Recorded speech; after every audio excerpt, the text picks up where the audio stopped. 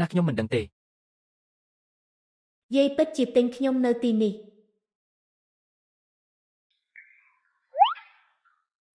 សភាពាណិជ្ជកម្មខេត្តភាគខាងត្បូងវាមិនគួរខ្មាស់គ្រួសាររបស់ฉัនទេ ចង់រស់ទៀតទេអ្នកក្រឲ្យខ្ញុំទៅរឹងរូស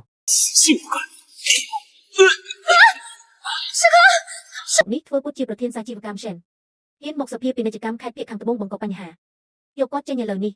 ខ្ញុំព្រមចាំការស្លាប់របស់អ្នកខ្ញុំទើបតែចាប់អ្នកតើធ្លុកទាំងពីរនេះមកពីណា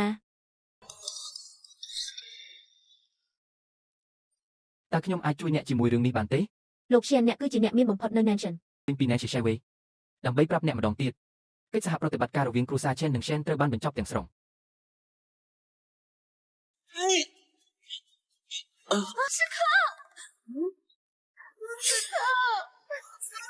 សៀនធីងប៉ា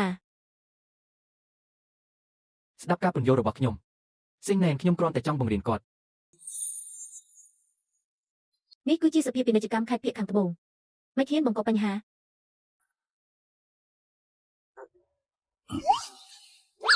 តើអ្នកនៅតែឈរនៅទីនោះដើម្បីអ្វី មិនមែនខ្ញុំទេ